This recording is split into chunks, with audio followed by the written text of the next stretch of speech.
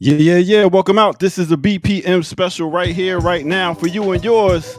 And let me introduce you to your host for the day. We got no other than Dr. Jared Ball,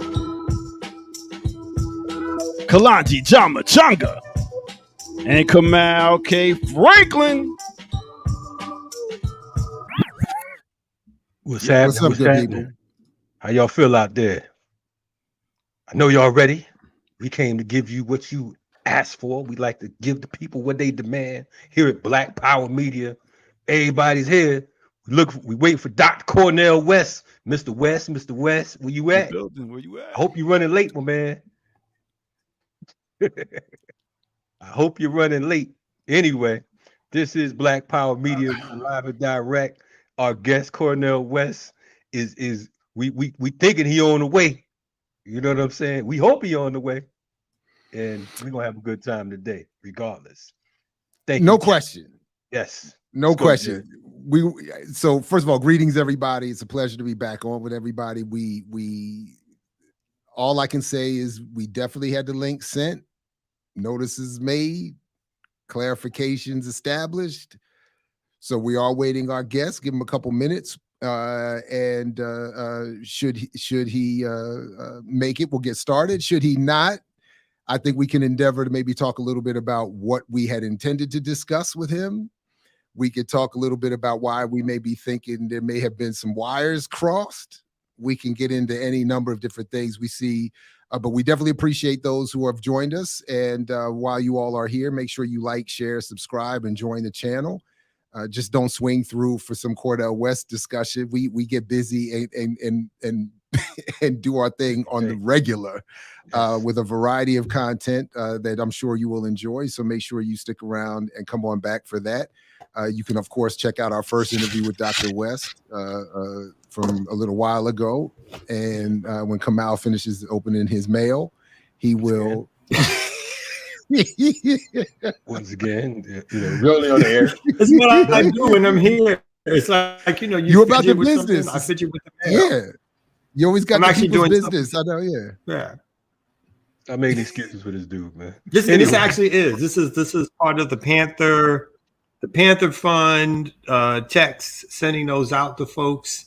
I do have another interesting question. Oh, my man Chuck Modi joined. I love Chuck. Yeah, what up, Chuck? You know what I'm saying? But yeah, Chuck's a good dude. Man. Someone told good me that Cornel worked closely with the Panthers, and so I wanted to ask about that because I was like, "What? Okay. I never heard that before." I don't know anything about that. But anyway, this is scheduled. Oh, you put on a nice shirt. Oh yeah, I'm fly. Anyway, he got dressed up. He got dressed up. Yeah. Are we talking about your nice shirt? You just can't see the lower half. Anyway. I'm just joking. I'm always fly. They faking the funk. It's the middle of the day, so I got work to do. But so this would actually June 24th, 2021. 2021, yes, was when Cornel came on last time. So almost 2 years today. So hopefully he'll come back on. We see the people are here. It's almost 400 viewers right now. Take your time. Come on in. Welcome. It's your first time coming to Black Power Media. We suggest that you subscribe and stick around because we have a whole lot of things coming up over the next couple days, couple weeks, couple months. So, and for those who have been here with us from the jump, we appreciate you all stopping through as well. So we're not gonna just depend on a guest, are we? No, there's plenty we can get into, including, like I said, what we had intended for to discuss with Professor West, and I'm always happy to, well, not always, but in this case, I'd be very happy to speculate as to what may be crossing some wires here.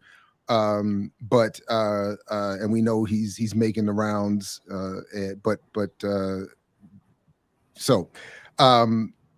But I do want to, while we got all these folks here and people coming through, I just want to invite people to come back for all of our regular programming and definitely come back for the July 1st, 7 p.m. launch, virtual book launch of the second edition of The Myth and Propaganda of Black Buying Power.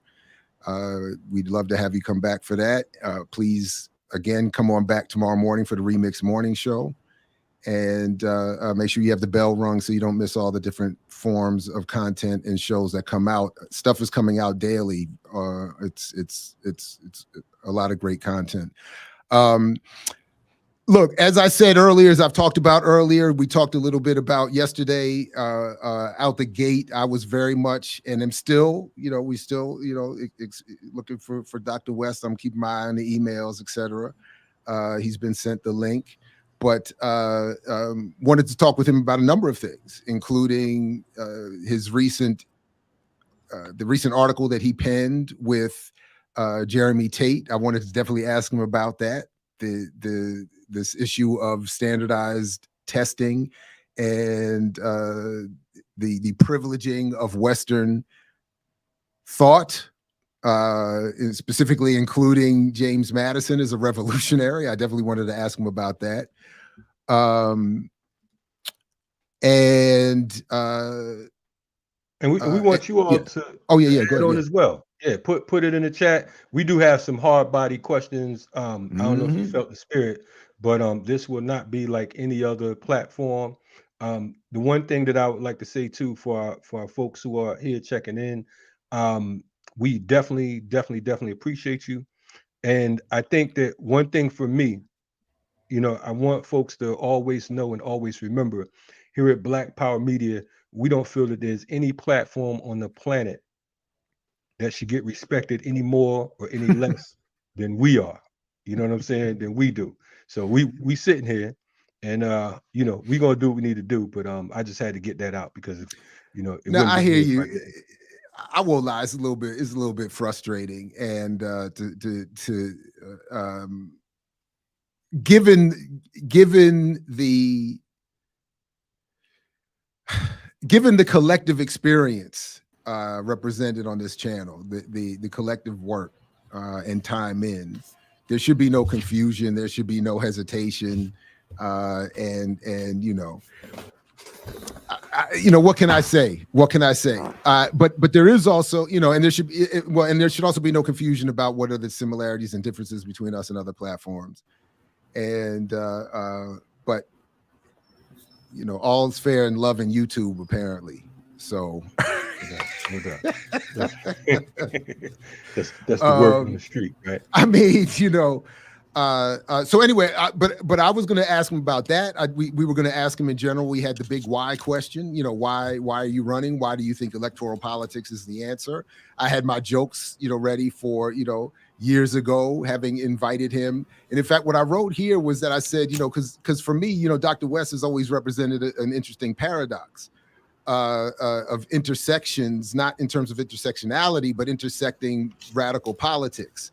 For instance, his willingness to on the one hand, be friendly, for instance, with people like Henry Louis Gates, but also be ready to stand tall in defense of Mumia Abu-Jamal and other political prisoners.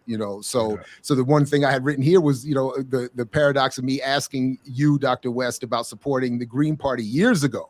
For instance, when I was running within the Green Party, and then later supporting Cynthia McKinney and Rosa Clemente, and saying, sort of welcoming him into that sort of Black radical intervention tradition that even prefigured the more recent versions with Ajamu Baraka, and saying, welcome, brother, into that tradition. And then saying, but the paradox of me inviting him to support those Green Party efforts years ago, and him saying at the time, no, but to the point I was just making, he did that at an event in support of Mumia Abu-Jamal. So it's like it's always hard to get angry or to disagree even with somebody who's at an event like that. That's obviously far more important, and some ultimately relatively silly disagreement there. But certainly the question about European classics, this whole thing about supporting DeSantis and saying DeSantis is supporting some sort of revolutionary intellectual intervention, definitely would. I had even asked you all for permission to get that off early, to get that out the way before we got to the meat of the matter around his running for president and now switching from the People's Party to the Green Party. Anyway, so no doubt. Yeah, no, it's going to be an interesting conversation. I still have faith. Well, I can't say that, but I still think that the good brother will. Surely, the brother. So if y'all know the brother, tell the brother we waiting. It's 10 minutes late, but it's all good. We still rocking with him. But yeah, no, and it's important for us to have not only Dr. West, but anyone that stands up and says that they represent the people at large. When you're talking about, and we're not we're not caught up into personalities. Don't get it twisted. There are individuals who stand up daily and they claim to have our best interests at heart. So we'll be having a lot more of those folks on board as well, because the people need to know, like, what's really good, what's really good out here. But anyway, And what's up, Rosa? I was not ignoring, but avoiding the chat initially. But what's up, Rosa? And right on. I mean, and honestly, that was something I wanted to ask about. I mean, this, and wanting to remind folks who are now interested in this Green Party run or attempt at the nomination, and who are interested in Cornel West run, to remind them and others of that history. That I think is easily washed over, and but I think was very important.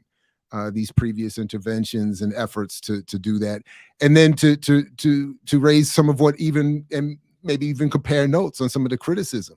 I know I certainly got a little bit. I know Cynthia and Rosa got a ton. And I'm sure Cornel, as did Jamu and Jill Stein and others, and I'm sure Cornel West, should he get the nomination, the Green Party will get his fair share of criticism as well. But to ask him in that context of that why question, how he might respond to that, and what he thought of that, little bit of history and now tradition that he may be extending. right. Yeah. Anyway. No. And it's important. We're talking about electoral politics, and we have to really, get to the meat of it. We know why some of the other comrades have dabbled with it, because we try to utilize all tools, right? But when you come up out of the academy of a brother like Dr. West, who's been rapping for years, you know what I mean? It's more than a rap right now. We're talking about real life. We're talking about, our people. We're talking about world affairs, so on and so forth. So, I definitely wanted to also ask, and would still want to ask, and maybe we'll even reschedule if he in fact is not able to make it today for whatever reason. But this issue of him saying he wants to create and expand the big tent, and being willing to work with and reach out to Trump supporters, and being willing to work with and rally with libertarians, and even more to the right wing of them and conservatives. I was wanting to ask him, why does it seem that all his and many others' efforts historically to expand that big tent is often rightward? Why isn't the effort directed at expanding the ranks or organizing the ranks already existing among various elements of the left, and then going from there to reach out to others? Because I'm always, I think it would be just as productive, and I think it'd be even more productive, because there you go. I think that part of the reason we don't have a movement right now is we're trying to please everybody. Mm-hmm. You know what I'm saying? We want to make sure, well, say this, say that, whatever buzzwords are out there, and that's cool, not stepping on toes and whatnot. But some folks don't have our best interests at heart.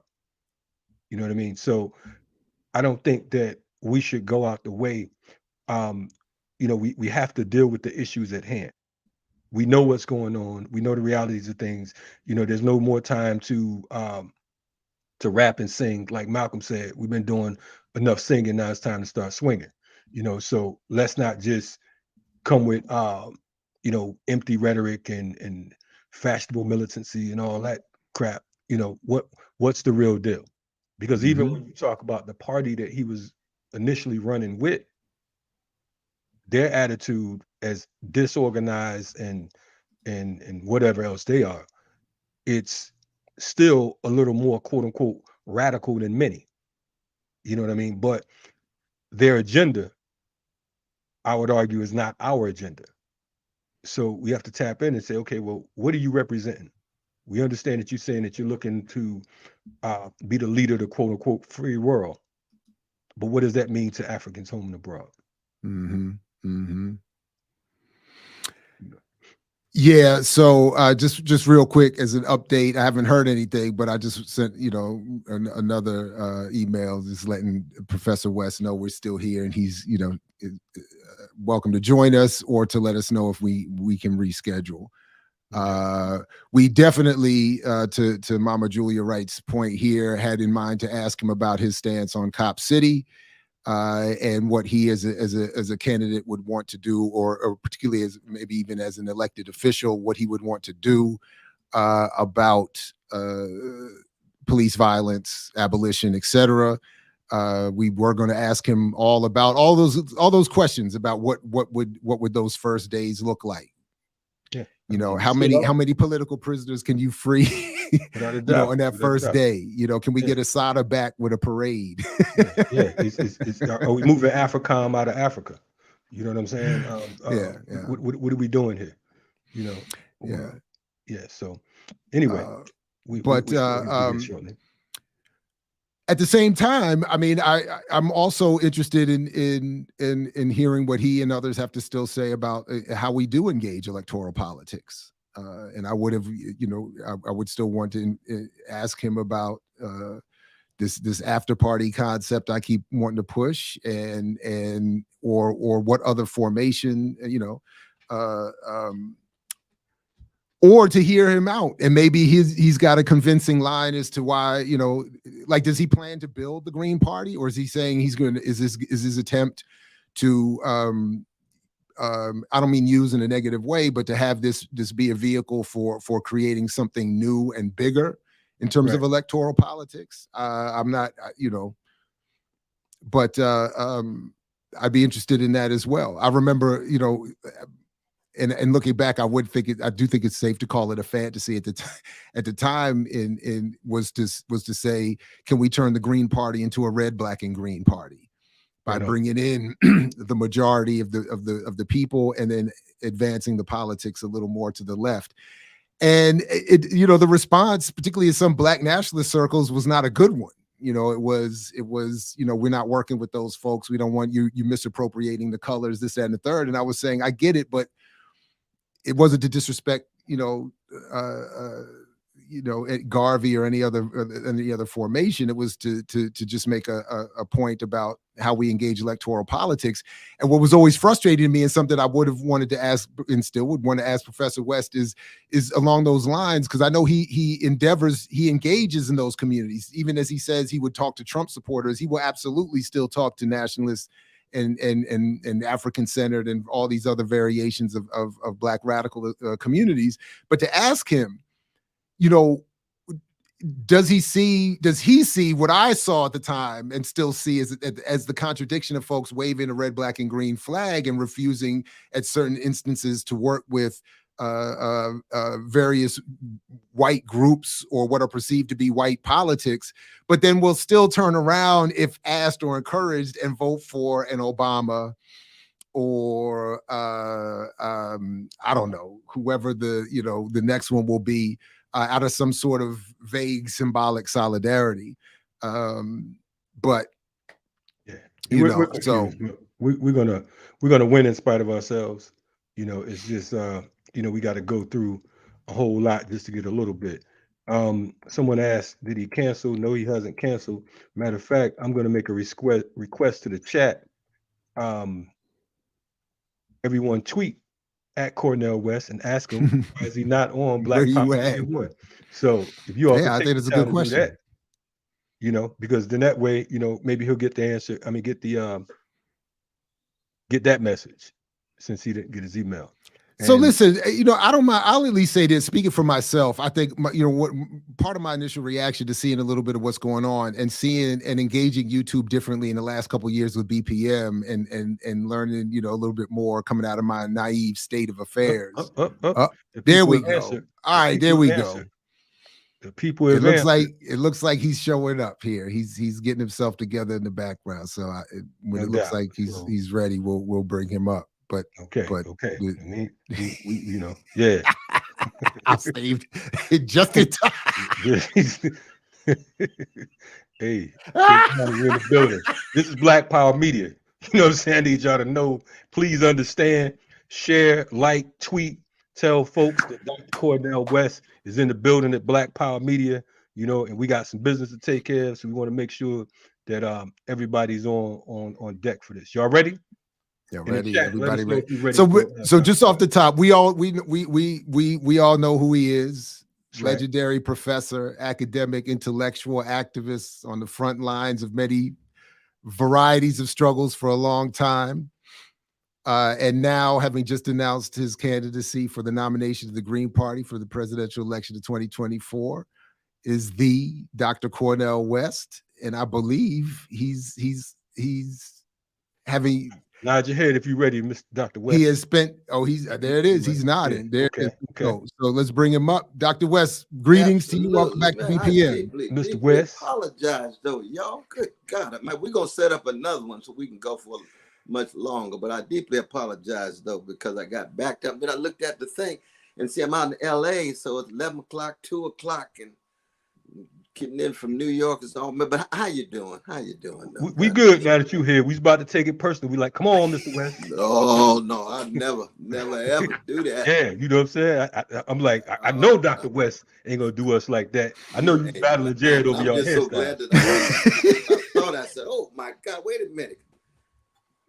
Good. Well, we glad to have you. But we are going to even set up another one like in like 2 or 3 weeks. So we'll just go as long as you like. You know what I mean?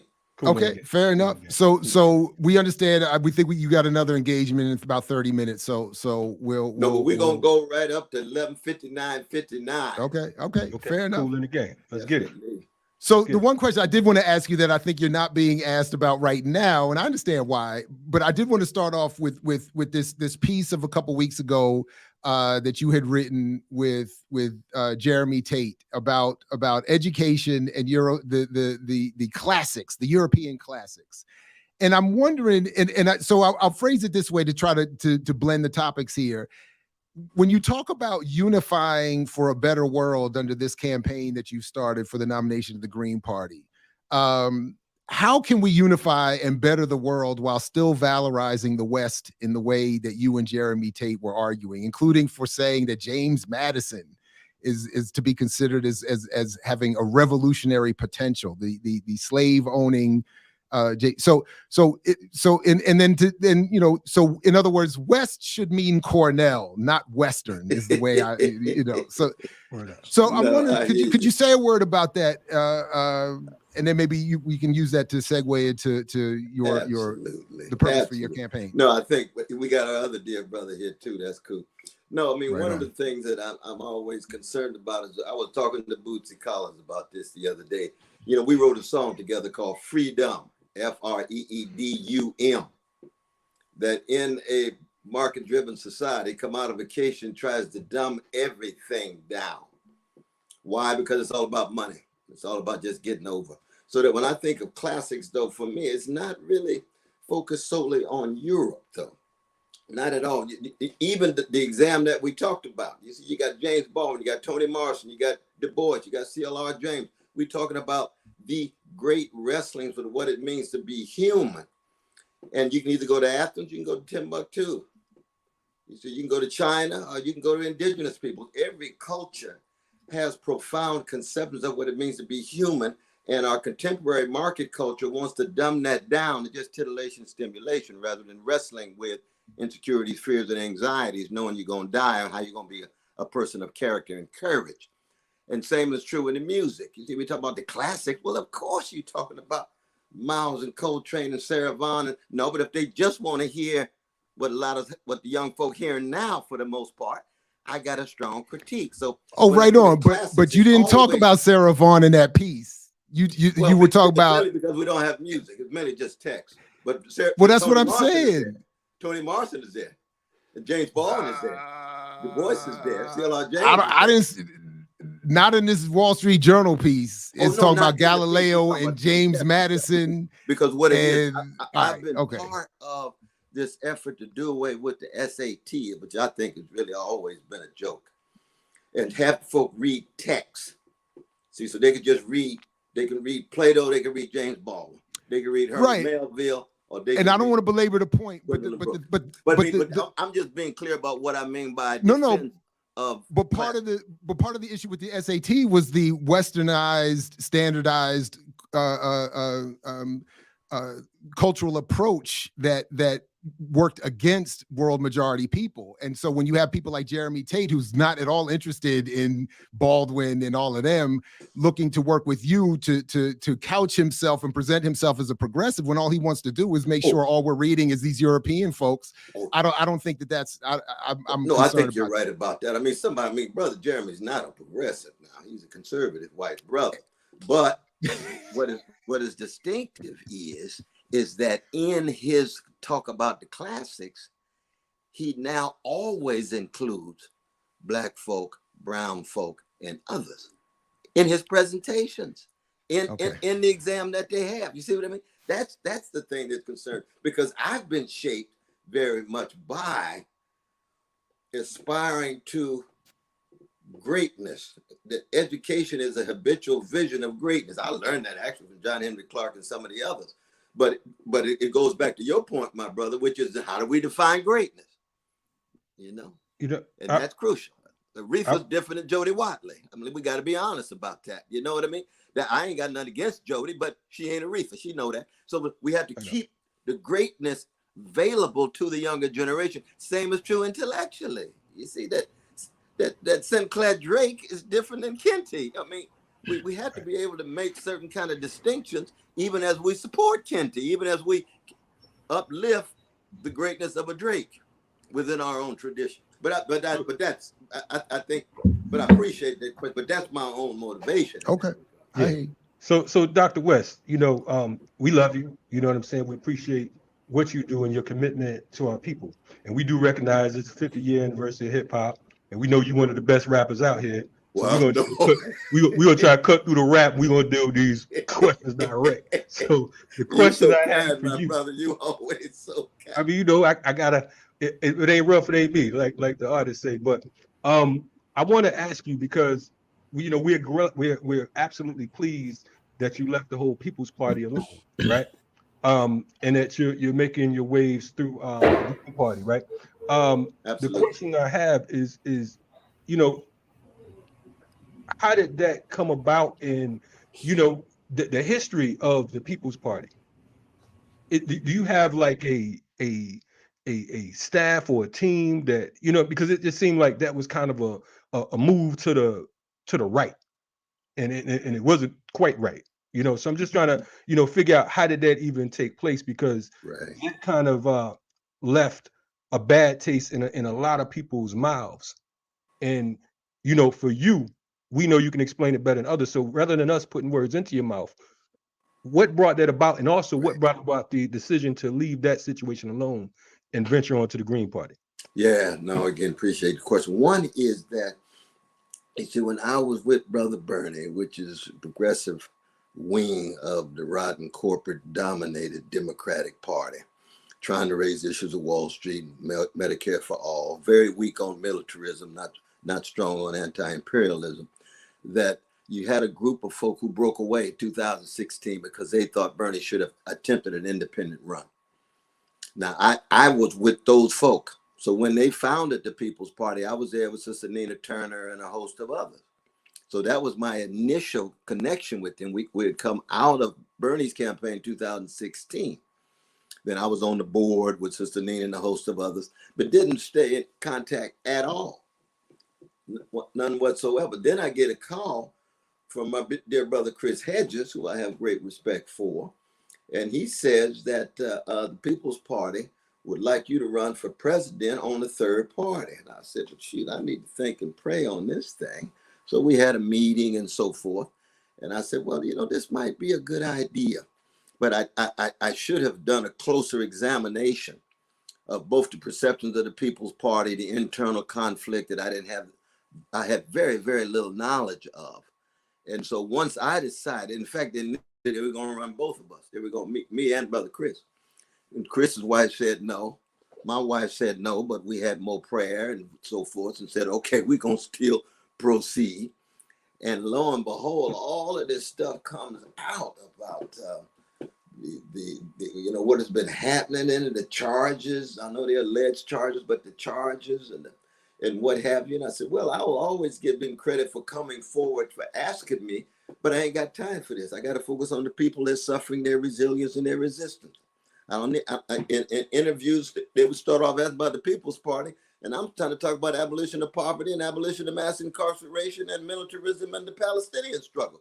So I'm trying to get to my issues, and they keep talking about this. So I called the People's Party up, and Brother Nick and say, no, this got to go. It's got to go. I'm a jazz man. I'm improvisational. I appreciate this moment, but I'm on to the next moment. And then when I got the call from Brother Baraka and Sister Jill, and we had 2 or 3 long meetings, and I have great respect for Brother Ajamu and Sister Jill. I supported them, as you all know, when they ran, you see. And they said that you could shift to the nomination. Now, I'm not the Green Party candidate, you all know. I'm just part of the nomination process and so forth. And I said, that's cool. All I want to do is keep the focus where it belongs. Now, luckily, I still got a very decent response from, different sites and the press and so forth, even with the People's Party with me being affiliated with them for those few days. And so we got tremendous momentum. And that's the key, because you all know campaign is just a moment in a movement. And the movement's got to be international. The movement's got to have a strong social movement component. There'll never be Black freedom, Black liberation, intellectual political system of an empire. And so I say everywhere I go, oh, yes, I want to head the empire in order to dismantle the empire. I want to head the empire to make sure that poor and working people are at the center. And therefore, you at Wall Street, you're dealing with Pentagon, you're dealing with Silicon Valley. These are very, very mighty forces, but they're not all mighty. And so it's just another wave in the tradition of Black folks' freedom struggle. That's how I understand it. Yeah. So and some of this you might be answering now, but I want to ask the question more directly. Like, why now? Why are you running? Obviously, it's a third-party candidacy, whether it's the People Party or it's the Green Party.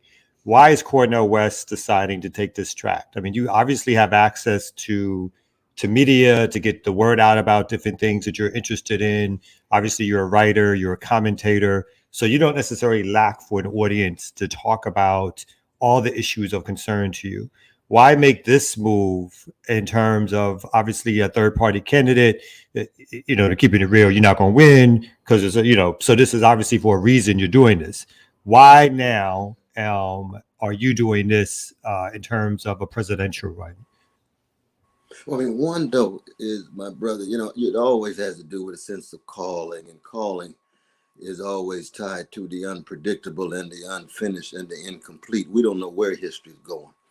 The decay and the decline of the American empire is intensifying at such a rate, much faster than a lot of people thought, that we have to be able to intervene in moments where our tradition, I view the Black freedom tradition as the greatest tradition of the modern world, especially the Black musical tradition, which is the vanguard of that struggle. You see, that we have to intervene to make sure our voices are heard as an alternative, as our people find themselves wrestling more and more with despair, despondency, and as Black neoliberal leadership becomes more and more hegemonic.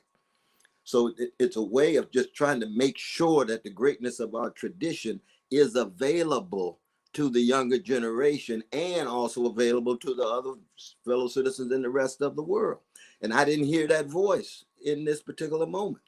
And when you have, you look at the polls, I don't believe polls too much. You look at the polls, 70% don't want Biden to run.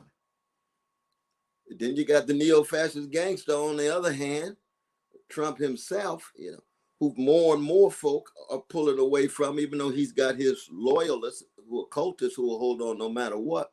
So that seemed to be an opening. Then it becomes very clear more and more that the two-party system is an impediment. It gets in the way of focusing on poor and working people, both here and abroad. And I said, Lord, I don't see any voices emerging. RFK comes forward, and he's spineless on the Palestinian cause.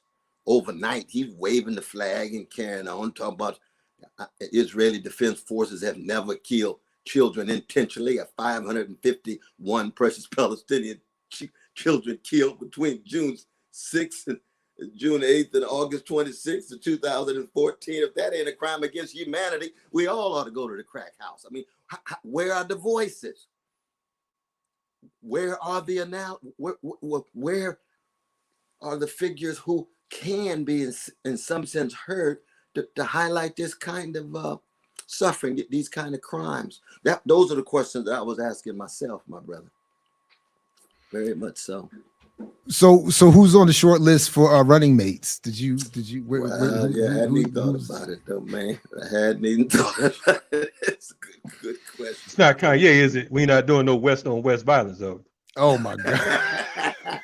Think it should be good. We'll make sure we got the right West at the back. But I can tell you this though. I can tell you this, that I want to make a covenant with you all, which is that you all I have such deep love and respect for, that if we had a regular conversation to give me insight, vision, keep me accountable, and even keep track of some of the pitfalls that's coming at me that I don't see. Because I think it's very important that people recognize the degree to which this is always a collective affair. It's a communal affair. Slide says it's a family, but family understood in the broadest sense of people who are concerned about poor and working people.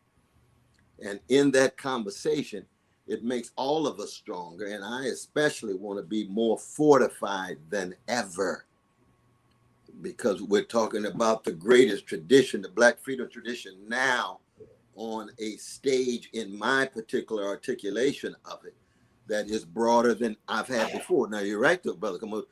I've had, tremendous visibility in certain levels, but this kind of visibility we talk about, it's on a whole new level.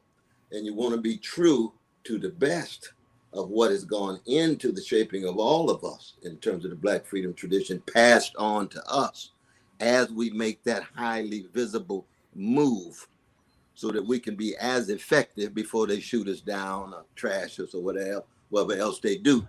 The people who, love Black people and love poor people, it's a cruciform life. You know what I mean? You know that they're going to come out swinging. You know that they're going to be trying to trash you in every way, of dodging bullets and lies and all kinds of stuff. That's just what it is to love Black people and to love oppressed people. That goes with territory. Oh, you got a precious little one there. You got a precious little one there.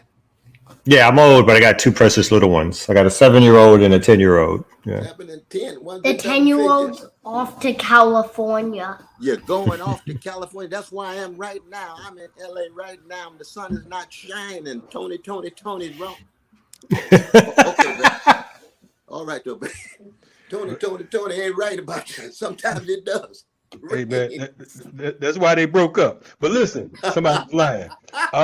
You got some secrets on Raphael Sadiq, my brother. Man, I ain't a snitch. But listen, real quick, man. I know that you've talked about your support for Palestinian brothers and sisters. And I know you have a track record of working for and with Africans. So since you're talking about Palestine, if you were elected president, would you defund the Israeli war machine, the Israeli war chest?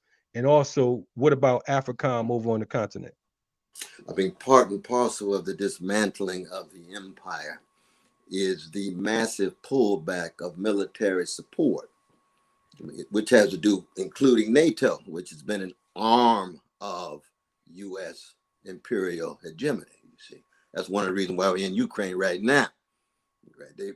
Russia promised we won't move 1 inch, and a few years later, you got 13 ex-Soviet countries part of NATO, and you got the missiles pointing at Russia. And everybody know if there are missiles in Mexico and missiles in Canada, the United States would blow them to smithereens the same day, because that's how empires behave.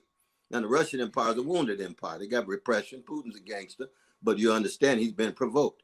Well, so it is in Africa. So it is in the Middle East.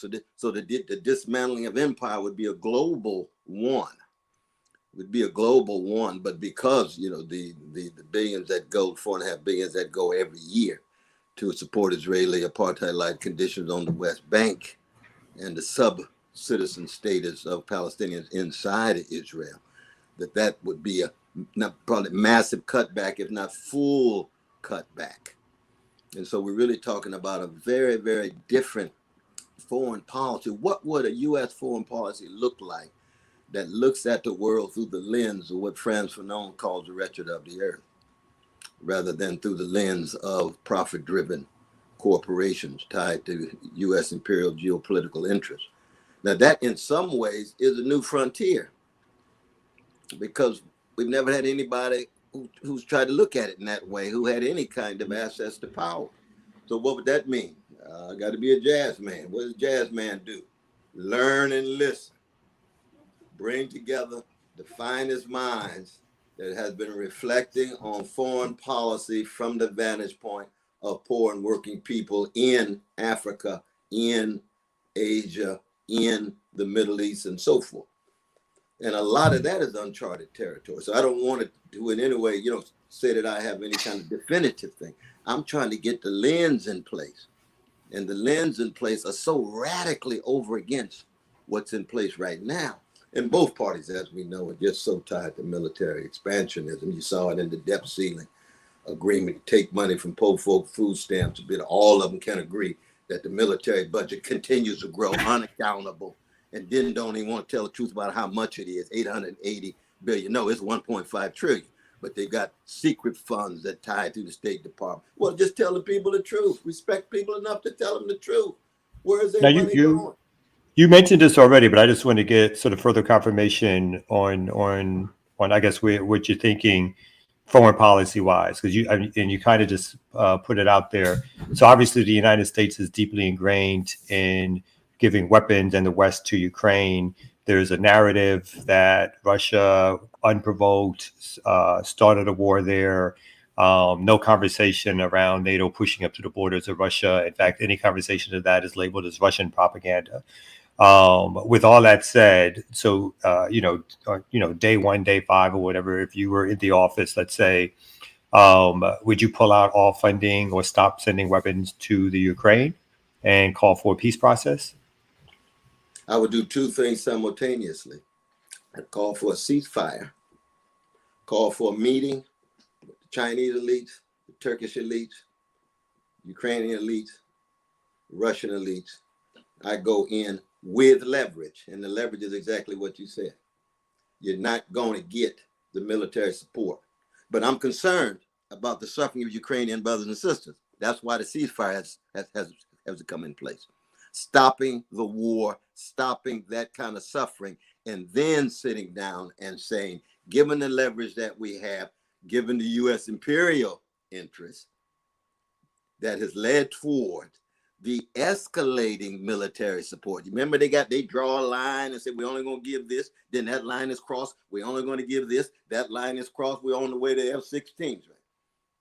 And we're on the way to U.S. troops. And of course, there's some U.S. troops already there, because you know how the State Department lies all the time. They keep it on the down low.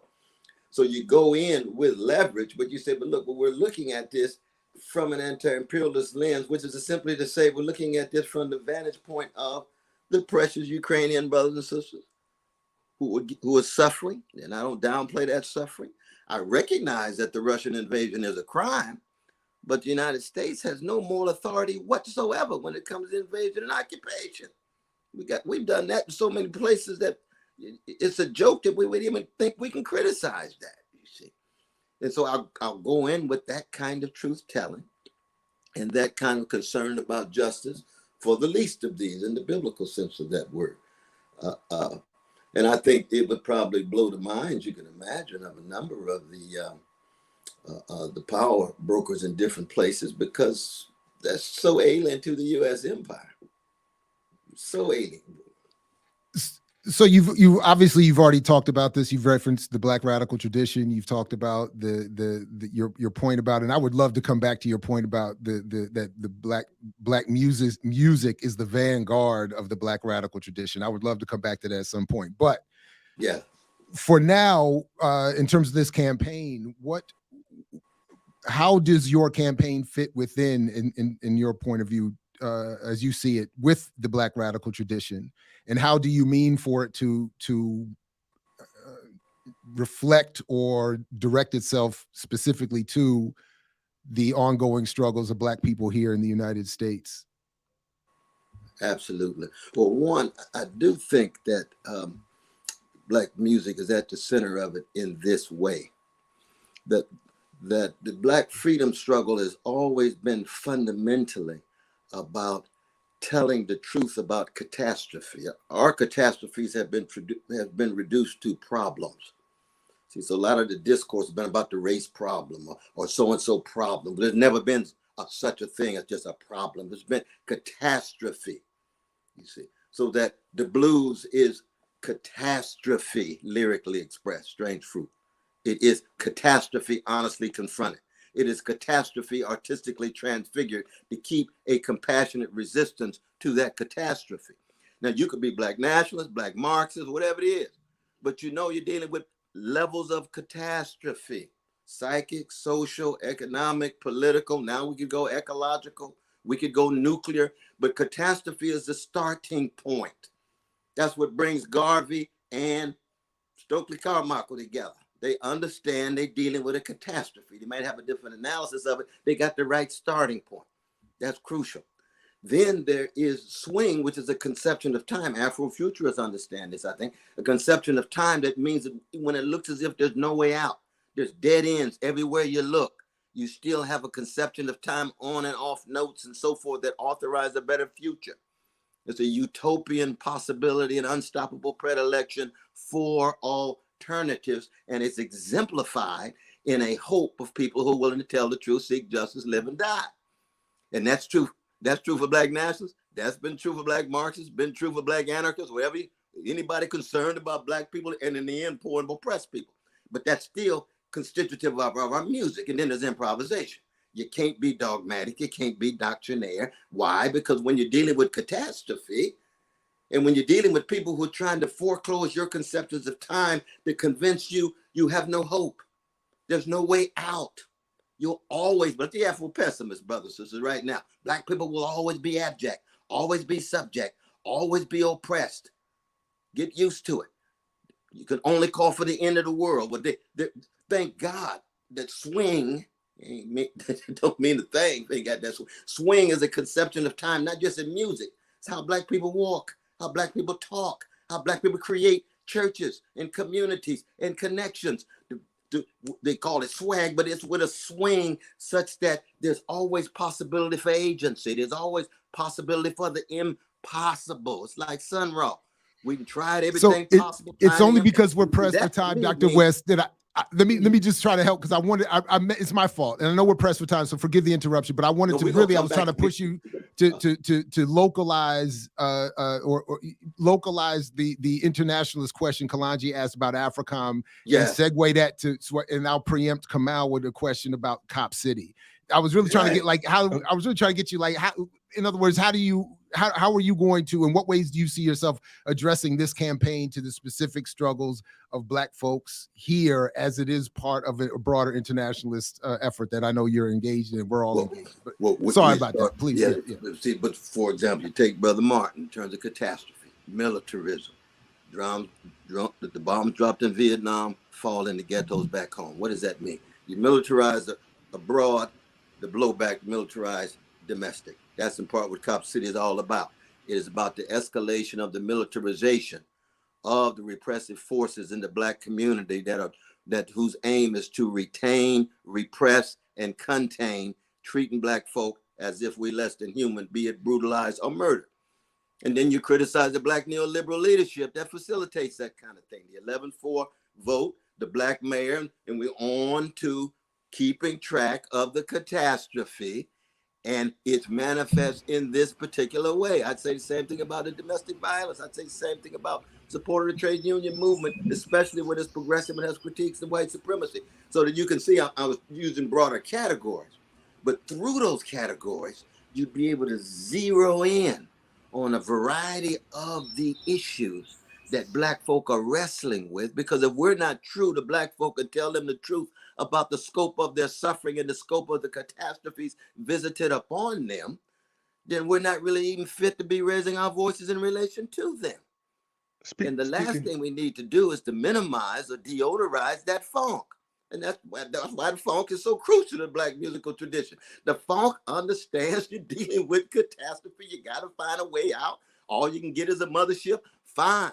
All you can get is a trip to another planet with Sun Ra, fine. But you're going to keep moving forward, telling a truth and bearing a witness before you die.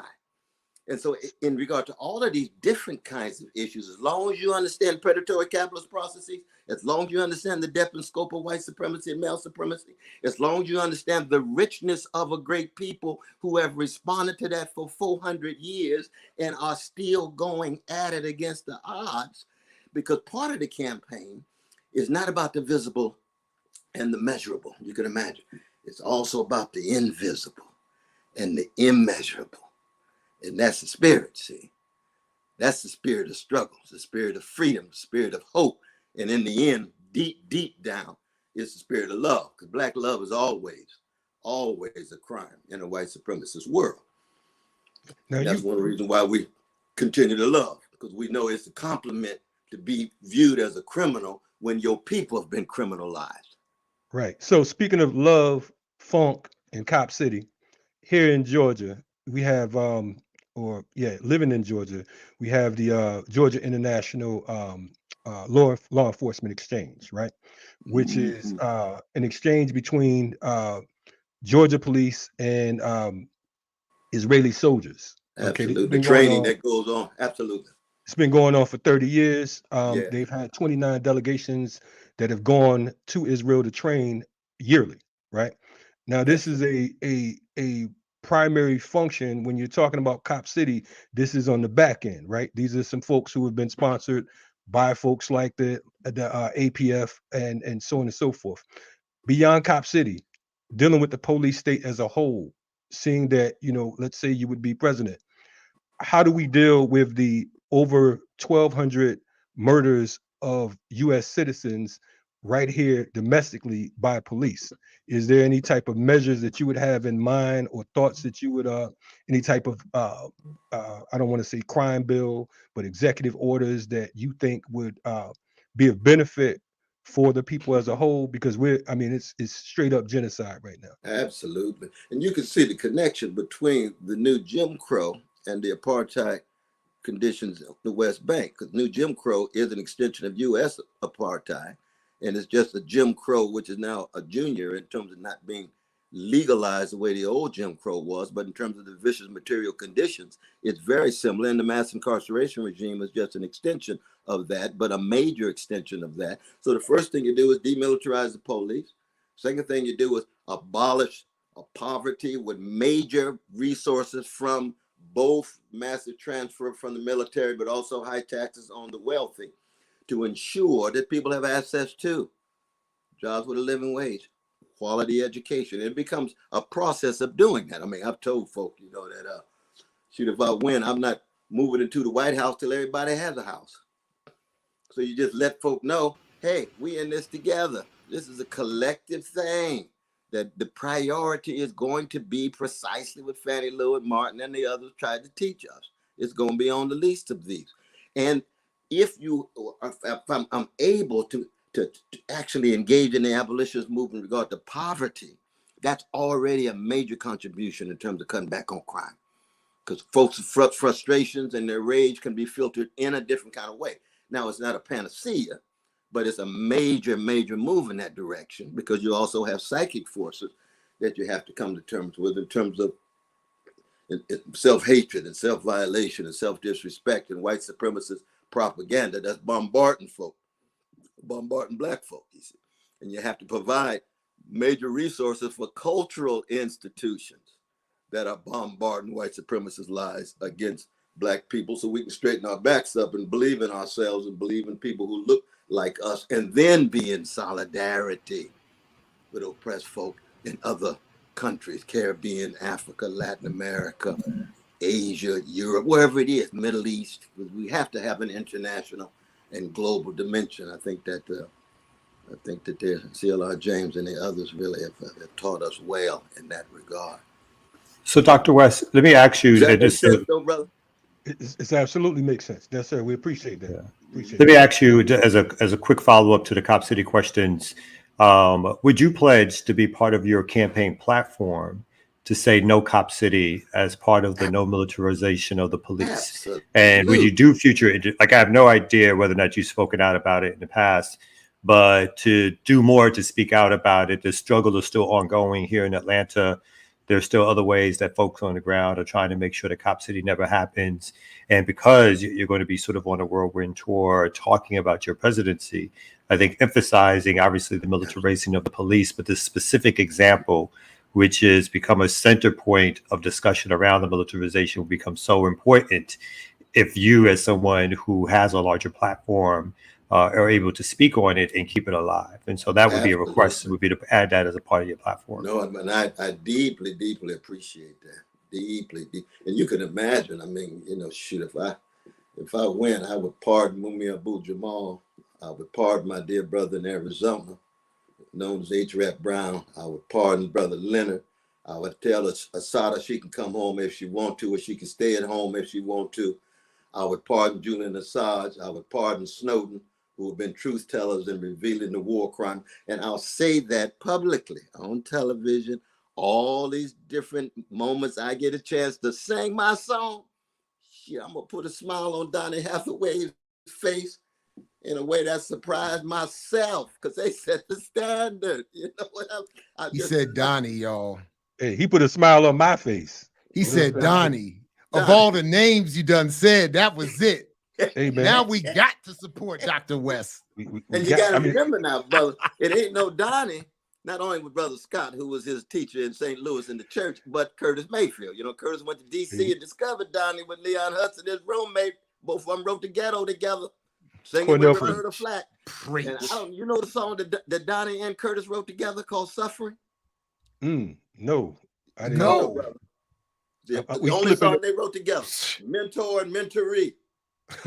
We're going to check that out immediately. Last time you was on here, you talked about how my man was better than Prince. So, you know, we had an uproar on that. Yeah, I know.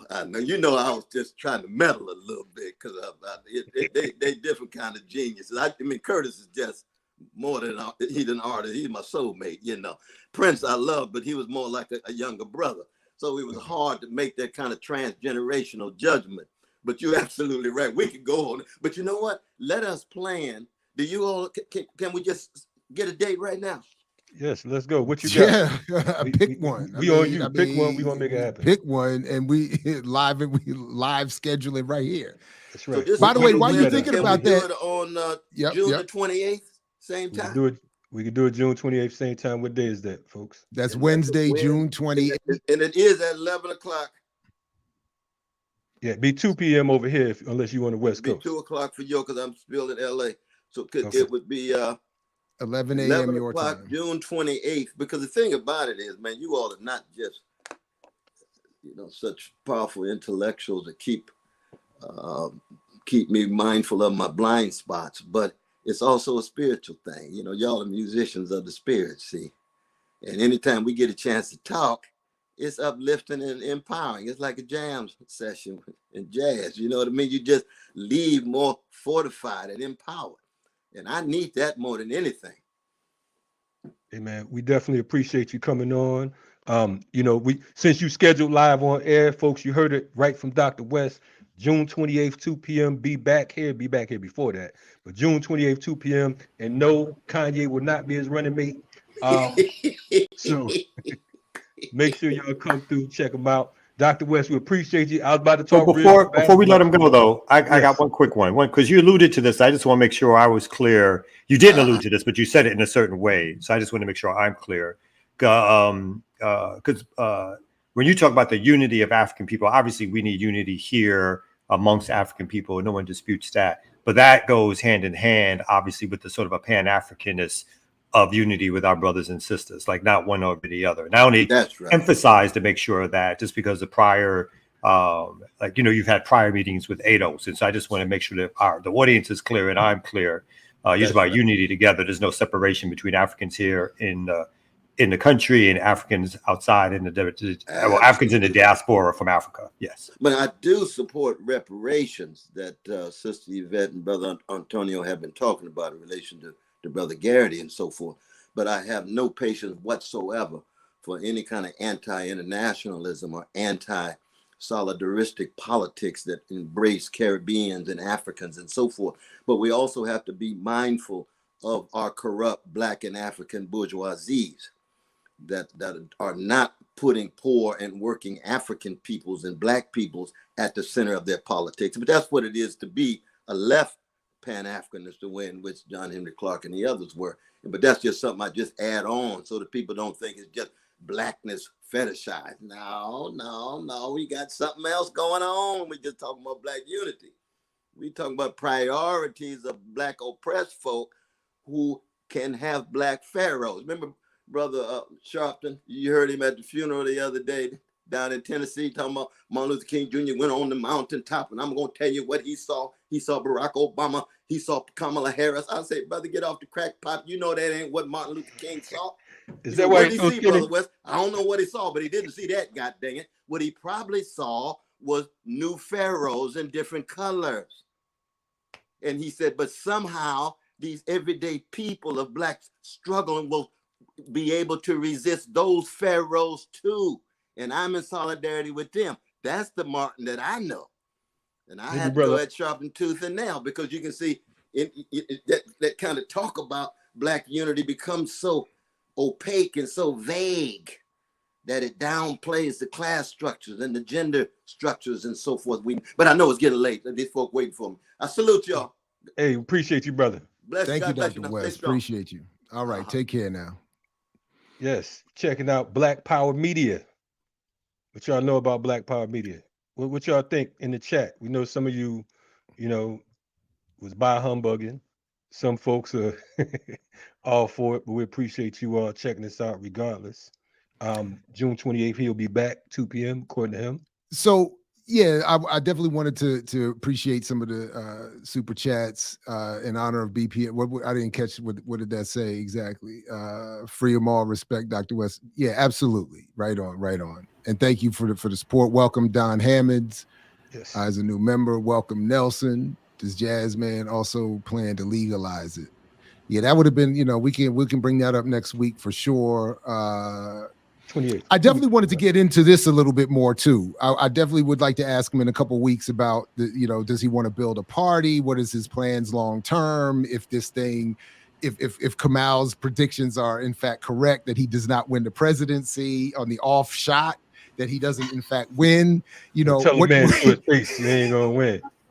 He sure did. He said keep it funky. Yeah, you remind me of some natives one time, man.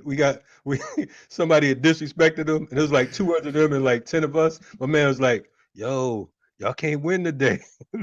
And I believe exactly. it. I believe it. Right. Yeah. That's it's my side. So yeah. But I definitely would like to hear more about what are his plans in terms of both. Is he really going to try to stay within building the Green Party or building some effort going forward electorally, or is this what does he have worked out as that is concerned? So yeah, right on. Appreciate that. Chat, I know that we didn't get a chance to hit all the questions, and again, we are, for lack of better words, talking to Cornel, the politician, at this particular moment.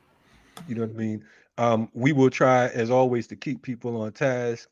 We know that he does have a heavy schedule right now, but I definitely think that it's a good start for conversation.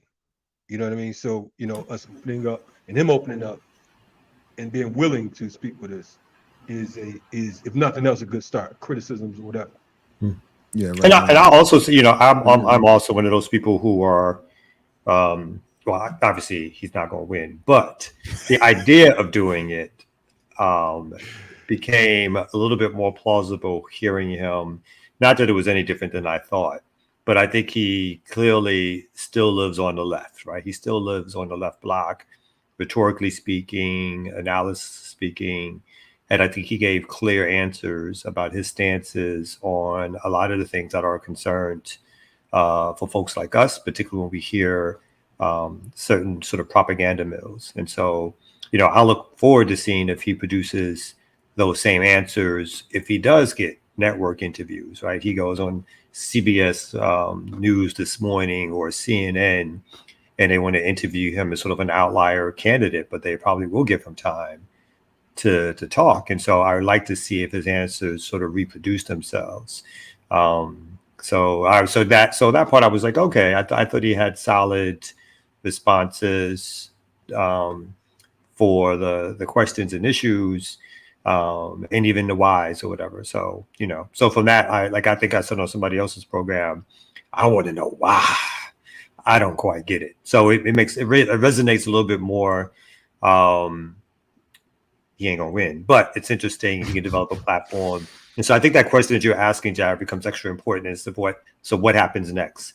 If you are able to build excitement because you are Cornel West for folks to either join the Green Party, what does that do in terms of building out that party to get involved in local elections? Let's say more to be even somewhat of an alternative to the Worker Families Party, to be left thereof, but to dig a little deeper and force them left thereof. Locally, they're far more left than nationally, I'll say, but the folks I've worked with here in Atlanta. But how do you keep pushing that leftward tilt in terms of the work that you do? And so that would be interesting and so you can go from doing these high level races where winning is not a possibility, but on the ground locally, a city council race, some school board of elections race, get folks out of the DSA orbit to a lot of extent and move them further left. I think those are some possibilities that they need to contemplate and think about, because I think knowing who Cornel is, that he is going to bring energy into the Green Party that probably hasn't been there for a couple of years. So that'll be interesting. Right. Just real quick, if I can, Kalani, just real quick, I just want to say, because I see the numbers dropping a little bit, I just want to invite people on their way out to like, share, subscribe, join the channel, come on back. We get down like this on a regular basis. As a platform, we engage this YouTube space in a very different way. We are very unlike other platforms and other spaces. What we do with our revenue, how we get down, our overall content. So I just want to invite everybody to come on back, and to like, share, subscribe, join if they can on the way out. Sorry, go ahead, Kalani. No, it's all good. I think that the one good thing that could possibly come out of this run, or this opportunity for him, is for those of us who are organizers to utilize it as a tool when speaking on electoral politics. Because I think that if nothing else, the questions that we raise, they need to see this has to be a litmus test and a playbook as to how we engage these politicians. We have to be live and direct, not just beating around the bush, asking them some simple Simon stupid shit. We got to go right to the punch. Look, these are the issues that affect us as Black people, as human, as Africans, so on and so forth. What do you have for us? And once we are organized, because this is the weakness that we have, the lack of organization, right? Once we are organized, then we can come through with proper politics. We can come through from a power perspective. Right now, what we're doing is we're accepting what they give us. So we have to we have to say, listen, we're no longer going to accept what you're giving us. So even if Cornel, as Kamal said, wouldn't win, we still have to utilize this as a tool for us to win collectively. Well, I think he demonstrated at least he demonstrated to me what it should be the bare minimum standard for a politician we support. Like if we're, but let me ask this to the two of you, because I know it came up in the chat a little bit. If you were asked to play a bigger role in his campaign, or to serve even on a cabinet position, would either of you accept that role? Would you support? Did this visit inspire even that level of interest? Would you, like, if BPM, as some have said, became part of his cabinet, so to speak, or was invited to be part of his cabinet? It's almost like asking me if I would fly on a dragon, if somebody put a dragon in front of me, to say, hey, here's a dragon. I would fly. Yeah. I mean, if I get a chance to dismantle the state from within, but it's a dragon. So, if someone said, hey, stay right here, and I'm gonna come around that block with a dragon, and we want to take a ride, I'd be like, sure, I'll But I stay mean, right here. even along with the mission as it's being considered here, that this could, I don't know, whatever his mission Well, might be, yes. is Yeah. it would If the question expand, is, it would carry Cop City and other areas, like that kind of stuff. Yeah. if the question is in the background, would I individually do work, or would I even suggest that we do work to fortify his campaign platform to help him? Like, see, I even suggested with talking points, or I don't have direct contact with him, but to be able to be like, hey, Cornel, you should think about this more. You should say that, because again, I think on the real, he is going to get a lot. He's going to get a level of attention because he's Cornel West, right? And now joining the Green Party. And he's going to get blamed by the Democratic side, who's going to start attacking him, suggesting that he's going to be taking votes away from Biden. So he's going to be once he's now switched to the Green Party, he actually has a vehicle to be a little bit of a wedge within the party apparatus, which means he's going to be attacked. And so knowing that he's not going to be ignored, he's going to be getting visibility, he's going to have to defend himself. I certainly would individually, and suggest that we should, if asked, do things to support him being able to stand tall, to tell the story, to put out more information to people who haven't heard it before, and even to defend. I'd ride that dragon. I ride that dragon. Emma is hilarious. That's right. Long live the dragon. The dragon we support is George. Yes, definitely long live the dragon. I would say to that question, like anything, it has to be a relationship. And we've been given so much, and politicians, since that's the particular role he's playing, have been taken even more. I think that he has good intent. I think that of course, he's been a politician even without running for office. We already know that. That's the whole rap that he got. But I would say that it would have to, you got to show me more. He has to court us. He has to say, okay, boom, this is what I'm willing to give. This is what we're willing to do. We should have a list of demands coming from, if I'm going to support anyone, a list of demands have to be in order, and so that we can be clear about why we're here. Now, I'm not expecting, him to come out like he's Shaka Zulu, but at the same time, I don't want him coming out like Shaka Khan either. So we got to figure out, what kind of relationship we're going to have here. That's what I would say. Yeah. Again, I can't help it. Again, it never ends.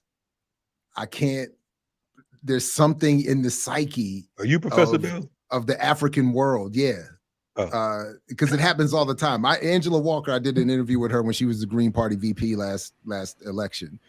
And I thought she was great. But just the Bell thing, the Bell Ball thing is like a constant. It's just you spell my name wrong all the time. And not to get lost in that part. What about you, Jared? What would you say about that? I mean, I don't know. I mean, I think both of you raised good points. I mean, as I said, I think in terms of like when I was thinking about, again, my after party thing, like he's hit all the marks. Like in terms of what a candidate should represent. I would be. So I think I agree with it. I agree with the version of what you both have said. I mean, I would like to see some, I don't know exactly what you mean, Kalonji, in terms of, or what it would look like in terms of some reciprocal commitment, exactly beyond what he expressed today. But I am always interested in what it would look like to again, heighten some contradictions, encourage people to think about voting in a different way, to draw some bright lines with folks, with the folks who are always going to, say this and that politically, but will only ever vote for the Democratic nominee. Right. And to the point, what folks were saying, and I think someone just said in the chat, dealing with specific points, right? We're not looking for it to just be like he said, the funk. We need it to be, boom. This is what we put. This is where we putting our money at. You know what I'm saying? This is what we believe in. In fact, I would even say, listen, man, we have a platform. Send people here. When you're doing your press conferences, have them come to BPM. You know what I mean? Yeah, right on. Show me something. I'm gonna ride with you, because of course, like right now, based on what we're seeing, of course, he'd be the quote unquote best candidate to run in the empire that they have to offer. You know what I'm saying? It's not like, keeping it a buck. We already know that we're talking about uh electoral politics. We talk about the U.S. And if by some freak of nature that dragon comes by and scoops Kamau up, and Cornel becomes president, the reality is, if he doesn't go by what they're telling him to do, then it'd be a grassy knoll in this incident, and that is the reality of it. You know what I'm saying? He'd be the only president in history to not have any security at all. I never, the Yeah. Secret Service said we're not working with him. Yeah, We're the investigating him. We spying on him, not Yeah, protecting come to him. FTP, get Balagoon, like, yo, y'all got anybody to help me? But otherwise, we know the deal. Thank you, Silfrena. I love Dr. West running and moving the conversation left. If he doesn't have 10 to 15% of the vote by the end of the primaries, would he drop or endorse? We did have that was one of the questions that we intended to ask. Bunch of questions, right? We didn't get a chance. So in 2 weeks when he comes back, we'll happily bring that up, but appreciate your super chat and raising that question. I don't know if we went through all of these yet, but thank you, Michael Brown. Support for Uncompromised Black Left Media, soda all day. Absolutely. Rants of an armchair Marxican. Looking forward to the discussion with or without the esteemed Green Party candidate for president of the United Snakes of America. Thank you very much. Appreciate your support and coming through. Nelson Mercer, Dr. West in the house. Examine this life on this live, right on. And thank you. Who was the YouTube celebrity in the chat? I don't know. Maybe who was RK. there? Don Hammonds, thank you very much. I want to know what Dr. West is doing to combat the right-wing traditionalist sect of the Black community that vehemently and violently online and IRL in real life supports him, and how the support from the white left accompanies. Wow. Who is the Black? Yeah, who's the Black right-wing folks? Yeah, of the Black community. The right-wing traditionalist sect of the Black. Is he talking about ADOS, maybe? Maybe. And I'm glad he was, I'm glad you asked him to clarify that and get on record with a number of things. And I'm glad he said unequivocally, yes, the Cop City, he run the message wherever. He's, internationalist, all that good stuff. So no doubt. But yeah, we do have to balance that. I mean, I think even his response though to the ADOS thing, because he like, as I think Cornel likes to do, Dr. West likes to do, he'll touch a little bit for everybody. So even in his sort of denunciation, he still, was able to say, but, and obviously, like, I believe in reparations, it's like we all do. But there's reparations organizations that have been around for decades that really represent the type of reparations that anybody would really call for, who's connected to community. You don't have to use their voice as the road to, like, this is what reparations should look like, or what we talk about when we talk about reparations. So. Hey, the man said he wanted us to stay in tune, stay in touch with him. We have his email. You know what I'm saying? I know that I've gotten a few emails from him on the fly. You know what I mean? So it's time to, utilize it. We can't put the pressure on. If we're going to put the pressure on, we put it on. So I appreciate you all's questions today, because I think that, and that's one of the things I'm grateful for, is the fact that we don't have any corporate sponsors that will force us to say what they feel we need to say, or not say certain things, because we know damn well those questions that we just had, I'm quite sure that he's not getting those from too many platforms, if any. No, and look, to his credit, I always got to get, again, he will and has always put himself in spaces, particularly Black radical spaces, where he is not the star, where he doesn't have the home court advantage. So I've always credited him for that. I think it's whatever, nobody's perfect. And he's got to try to do a lot of different things. If you're running an electoral campaign, you got to try to, you got to have a big focus. So, but definitely thanks for all the super chats, and we'll continue to, and in 2 weeks, he'll be back. But as Kalanji said, you don't have to wait that long we're back with the morning show tomorrow, Remix Morning Show. Much more shows dropping all the time. Jackie says she's back Friday night with Professor Tauheed and Blackonomically Speaking. Indeed. So I mean, there's a lot. Warrior Class will be on Saturday, Sundays with the Ear Doctor. Although he's taking Father's Day off. African Spirituality, right on. And when there's Sisters of the Whirlwind dropping, and they, I missed the Tupac one, the Tupac sister one. I gotta go back and get that. So anyway, definitely go check that. Daughters of the Whirlwind. They just had, for folks who are not familiar, they had on Set Shakur, daughter of Afeni and Matulu, and sister of Tupac. So we have a little bit. You have to really tune in because we've had a little bit of everybody on this platform. I'm talking about from Angela Davis to Karenga and all Queen. That wow, actually wow, Dan.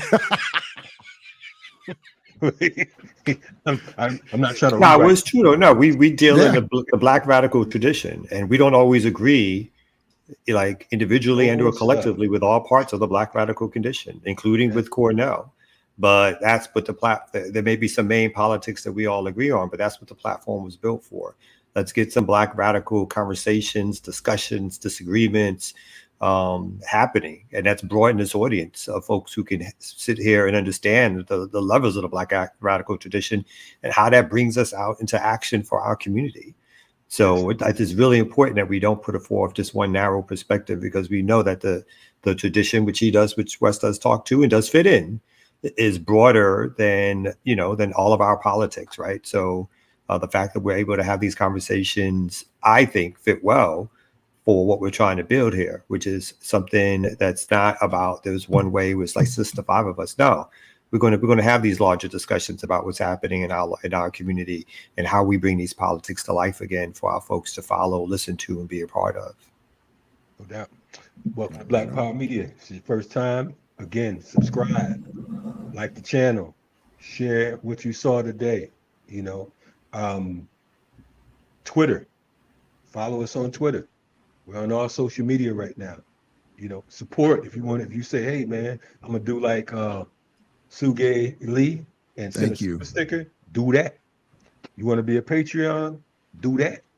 You know what I'm saying? And like I said, we definitely appreciate your support on whatever level.